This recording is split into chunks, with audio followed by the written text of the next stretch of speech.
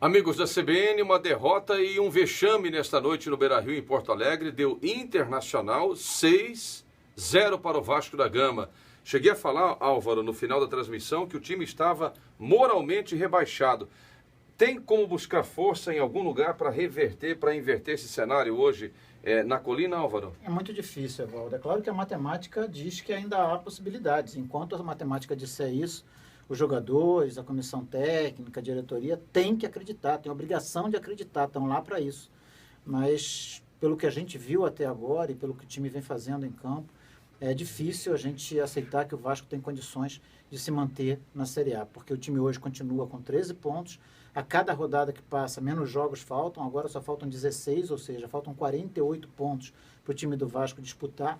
Desses 48, ele tem que buscar pelo menos 32 para chegar aos 45 que não garantem a permanência na Série A, mas 45 dão uma boa possibilidade ao clube de se manter na primeira divisão. Mas para chegar aos 45, o Vasco precisa ter um aproveitamento que só o Atlético Mineiro e o Corinthians tiveram no Brasileiro até agora. E nada faz o torcedor acreditar que isso seja possível. Diante do Internacional, mais uma vez, ele viu um time atônito em campo. Um time que até começou encarando o Internacional de igual para igual, mas desmoronou a partir do primeiro gol, marcado aos 10 minutos pelo Hernando. Ainda no primeiro tempo, o Internacional fez 2-0, e aí no segundo tempo, o Jorginho inventou mais uma solução.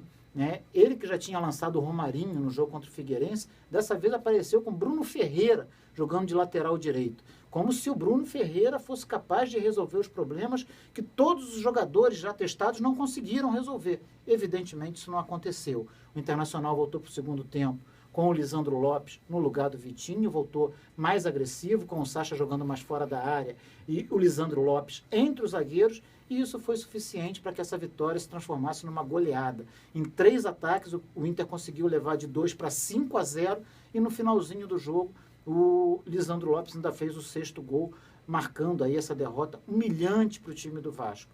Agora, não adianta ficar buscando culpados, Esse é o maior erro que o Vasco pode cometer. Adianta tentar reunir o grupo, tentar conversar, tentar unir o clube, pacificar o clube fora de campo, porque o Vasco é muito grande, mas esfacelado do jeito que está, vai continuar passando vexames, não só esse ano, mas no ano que vem e nos próximos. E o torcedor é que acaba sofrendo, Evaldo? É verdade. Vamos acompanhar essa reta final do Campeonato Brasileiro. Se o Vasco vai conseguir aquele milagre do Fluminense de 2009, ou se a gente vai acompanhar a cada rodada mais um capítulo dessa saga do rebaixamento, novamente o terceiro em apenas 8 anos, né? Isso. Sábado é Maracanã, Vasco contra... Sábado Maracanã contra ninguém menos que o Atlético Mineiro. Pois é, jogo duríssimo que nós vamos acompanhar pela CBN. Um abraço, até lá.